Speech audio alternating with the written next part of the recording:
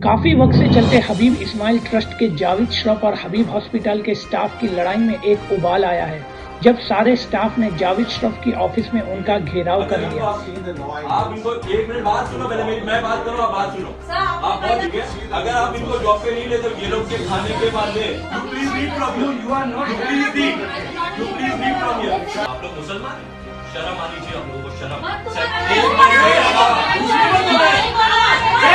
ये वाकया 19 मार्च का है। जावेद श्रॉफ के साथ इस मीटिंग में काफी आर्ग्यूमेंट्स भी हुआ और गलत लफ्जों का भी इस्तेमाल किया गया। इस वाकये के बाद अब हबीब हॉस्पिटल में काम करने वाले स्टाफ जो अब भी वहां काम कर रहे हैं, उनका एक वीडियो सामने आया है जहां वो अपनी सेफ्टी को लेकर परेशान है। एक सोशल मीडिया मी एक व्हिडिओ बघितला, सोशल मीडियावरती व्हायरल झालाय। त्याच्यामध्ये मिस्टर नवीन नागवा आहेत, ते सांगतायत की जर सोमवारपर्यंत सरांनी डॉक्टर जावेद सरांनी जर काही डिसिजन घेतलं नाही तर त्याच्यामध्ये जे ड्युटी करतायत त्यांना आम्ही ड्युटी करायला देणार नाही। आमच्या हॉस्पिटलमध्ये अजूनही कोविडचे 5 पेशंट ऍडमिट आहेत, मग त्यांना ट्रीट कोण करणार? आम्ही आतापर्यंत 400 पर्यंत कोविड पेशंट ट्रीट केलेले आहेत, मग आता जे 5 पेशंट ऍडमिटेड आहेत त्यांना कोण बघणार? म्हणून कमिश्नर साहेब इस पूरे मैटर में जावेद श्रॉफ के बाद अगर कोई नाम बार बार लिया जा रहा है तो वो है नईम नाकवा का। नईम नाकवा वो शख्स है जो सारे मजबूर हॉस्पिटल और स्कूल से निकाले गए स्टाफ के साथ जावेद श्रॉफ के अगेंस्ट खड़ा है। तो आइए जानते हैं खुद नईम नाकवा की जुबानी इस मामले की हकीकत को। हमारे साथ यहाँ पर लाइन पर नईम नाकवा मौजूद है जो इस सारे प्रोटेस्ट में इन सब लोगों के साथ जुड़े हुए हैं। नईम नाकवा, पहले तो ये बताइए कि आप इस मैटर में क्यों इतना इंटरेस्टेड हो? डोंगरी एक्सप्रेस के माध्यम से मैं यहाँ के लोगों को बताना चाहता हूँ कि सबसे पहले तो मैं हबीब हॉस्पिटल के अंदर पैदा हुआ और उसके बाद में मैं हबीब स्कूल के अंदर पला बड़ा हूँ।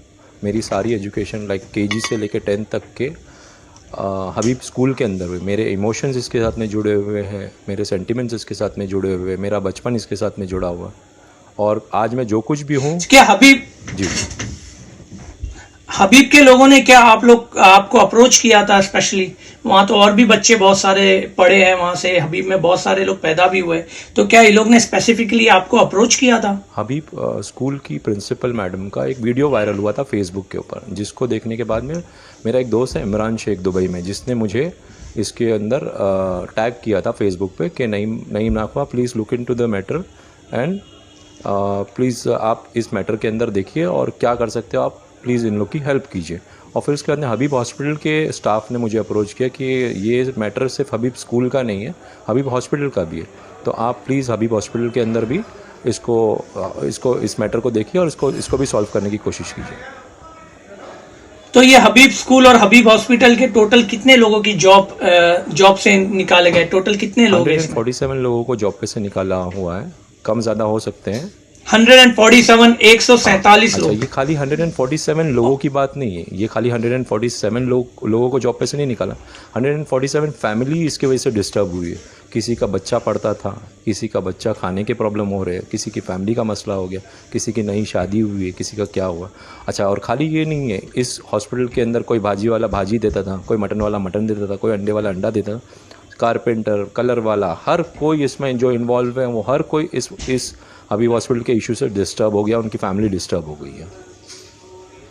तो अब ये लोगों की क्या मांगे? एक्चुअली ये चाहते क्या है? इनको एक रात में अचानक जॉब पे से निकाल दिया गया है। इनकी मांगे यही है कि इनको फिर से वापस जॉब पे रख दिया जाए, इनकी जो बैक सैलरी है वो इनको दे दिया जाए, और ये जो जावेद श्रॉफ कितनी सैलरीज है वैसे? बेसिक सैलरीज कम से कम ये जो स्टार्टिंग स्वीपर्स की 8,000 से 15,000 कुछ स्वीपर्स की सैलरी है, और उसके बाद में कुछ सिस्टर्स हैं, नर्सिस है, मेहतरानी है, वार्ड बॉयज़ है, मतलब पूरे स्टाफ को निकाल। तो आप ये कह रहे हो कि पिछले 1 साल से इनको सैलरीज भी नहीं मिली और इनकी सैलरी 10 से 15,000 या उससे ज्यादा है।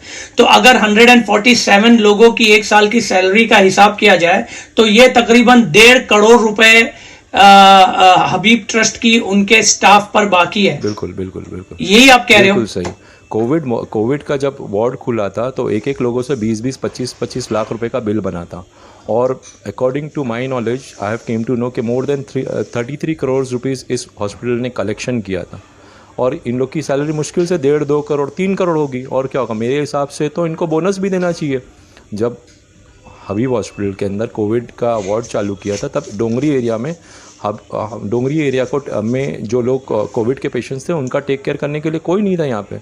हबीब वाज द फर्स्ट हॉस्पिटल। अच्छा, ये जो लोग जिनकी आप बातें कर रहे हो ये टेम्पररी स्टाफ थे कि ये परमानेंट थे? ये तो परमानेंट स्टाफ है। किसी ने अपना 20 साल दिया, किसी ने 30 साल दिया, एक बंदी ने तो 40 साल काम किया इसमें। मेरी तो उम्र भी 40 नहीं है और उस बंदी ने अपना 40 साल अपनी ज़िंदगी के।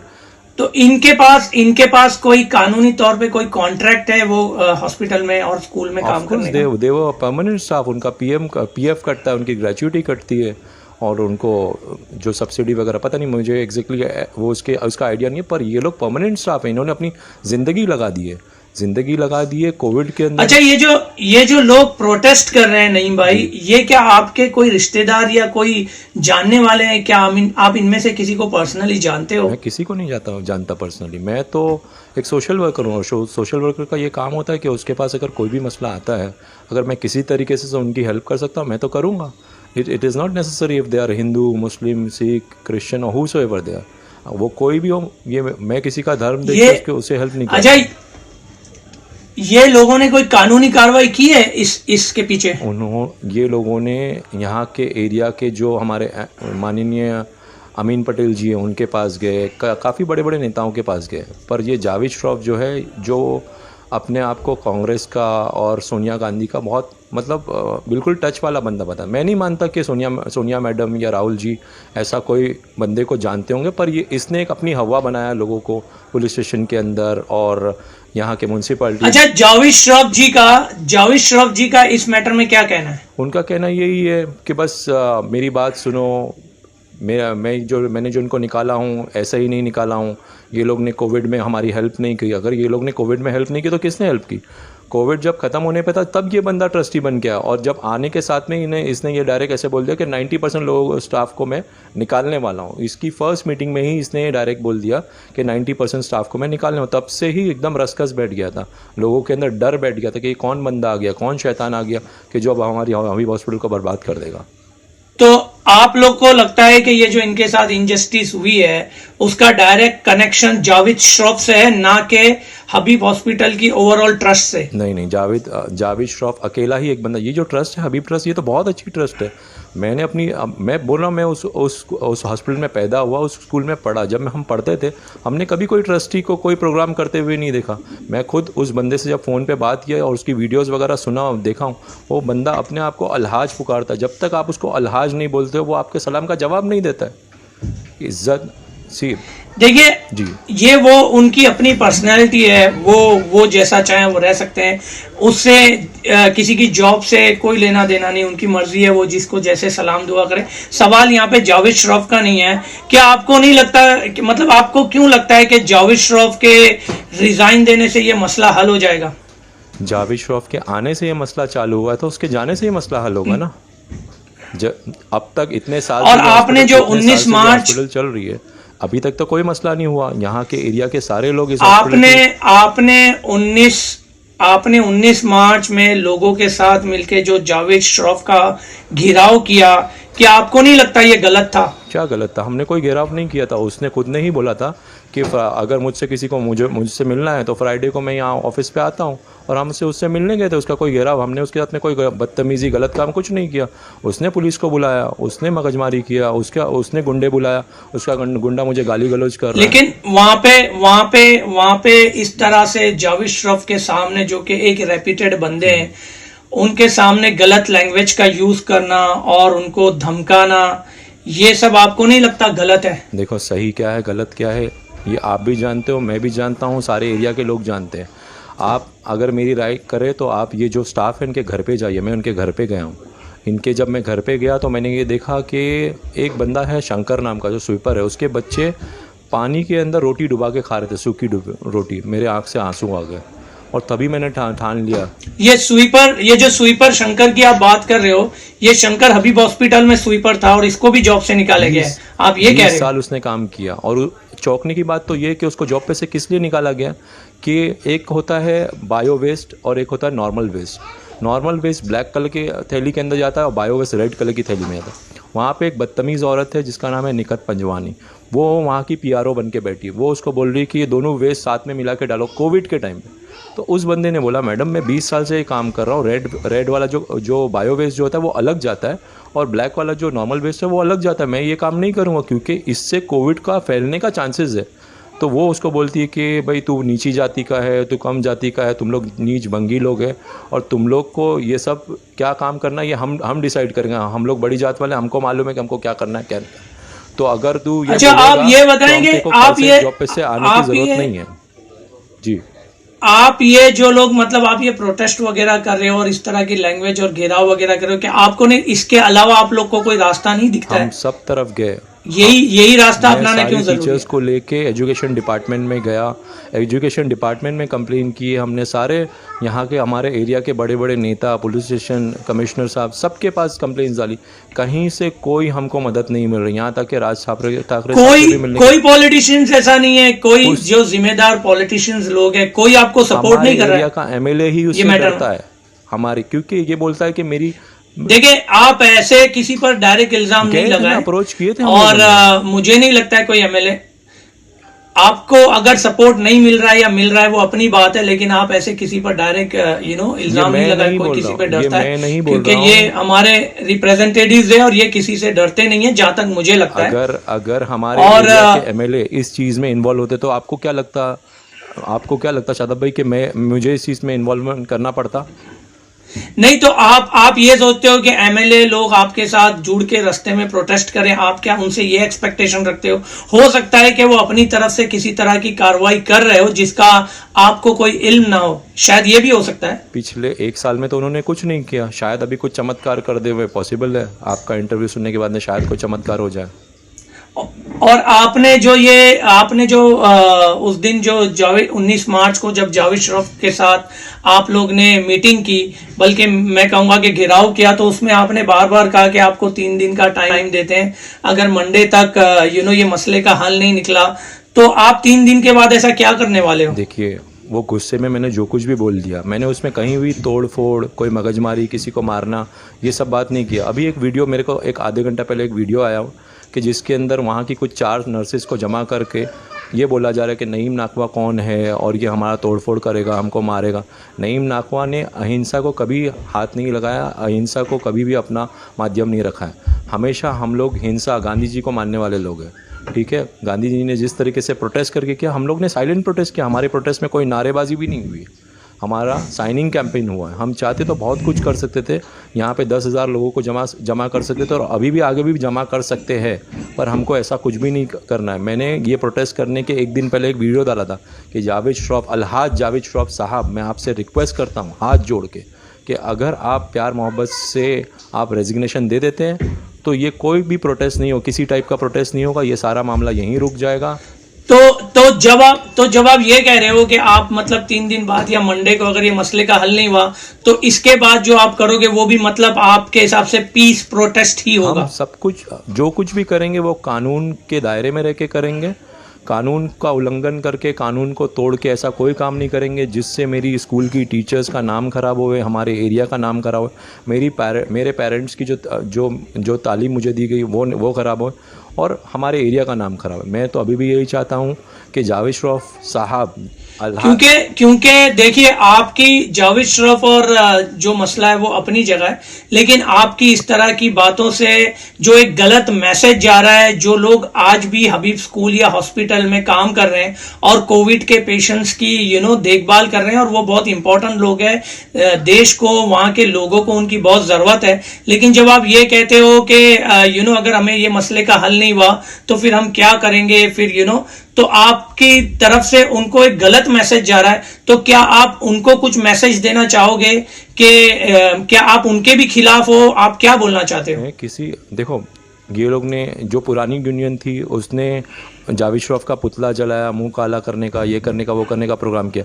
आपने मेरा प्रोटेस्ट देखा? क्या मैंने कोई भी ऐसी बात कही जिससे जावेद श्रॉफ को पर्सनली कोई हर्ट होनी चाहिए या ऐसा कोई मामला हमने किया? नहीं, आप जावेद श्रॉफ की नहीं, मैं उनकी बात कर रहा हूँ जो लोग अभी भी हॉस्पिटल में काम कर रहे हैं दिन रात एक करके। तो उनको आप क्या मैसेज दे रहे हो कि क्या आप उनको डरा रहे हो कि क्या आप उनके भी साथ हो? आप क्या बोलना चाहते हो? उनके भी साथ में हूँ, मैं तो चाहता उनके लिए आपका क्या मैसेज है? मैं तो चाहता हूँ अभी जो लोग काम कर रहे हैं वो काम करते ही रहे, वो बहुत अच्छा काम कर रहे हैं। आपने एक वीडियो देखी होगी लास्ट टाइम, कुछ टीचर्स को जावेद श्रॉफ ने बुला के 25-25 हज़ार रुपये का चेक बांट के ये बोलने के लिए कि कहा था कि अलहाज जावेद श्रॉफ साहब बहुत अच्छे आदमी हैं, बहुत अच्छा काम कर रहे हैं और बहुत अच्छा सब कुछ किए।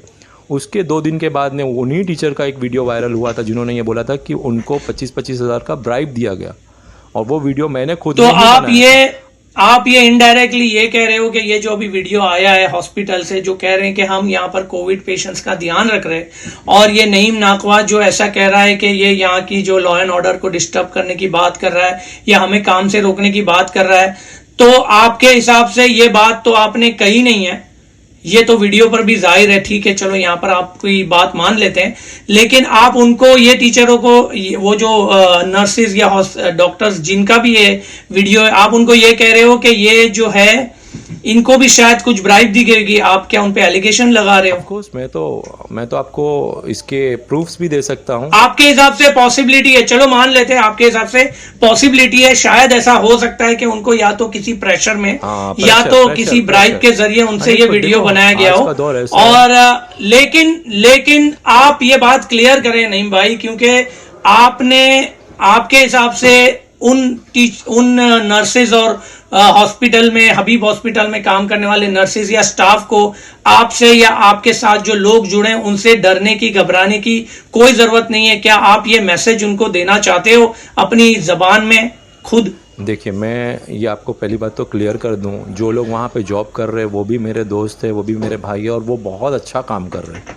मैंने कभी भी हबीब हॉस्पिटल या हबीब स्कूल के अंदर हिंसा वाला प्रोटेस्ट या हबीब स्कूल, हमने जो प्रोटेस्ट रखा वो चैनल पे रखा, हबीब स्कूल से भी दूर, हबीब हॉस्पिटल से दूर। कुछ लोग बोल रहे थे हम हबीब हॉस्पिटल के बाहर रखेंगे, कुछ भी हो सकता था।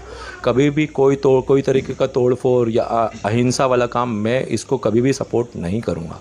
और जो लोग आज भी अंदर काम कर रहे हैं, चलो आपकी ये बात सुन के बहुत काम कर रहे हैं, जो लोग अंदर काम कर रहे हैं, उनसे ये मेरी रिक्वेस्ट है कि आप लोग ये बेफिक्र रहिए। मेरी तरफ से तो उनको कोई नुकसान, मेरी ना तो जावेद श्रॉफ से भी कोई दुश्मन नहीं है, मेरी सिर्फ रिक्वेस्ट है। ये मैं रिक्वेस्ट ही कर सकता हूँ जावेद श्रॉफ साहब से कि आपसे ये काम नहीं संभल रहा है, कोई चीज़ आपसे अगर नहीं चल रही है तो आप उसको छोड़ दीजिए। फॉर एग्जांपल, मैं एक शेफ़ हूँ, मैंने एक होटल मैनेजमेंट किया, आप अगर मेरे हाथ में इंजेक्शन दोगे और बोलोगे कि भाई ये किसी को मार, तो वो पॉसिबल नहीं है।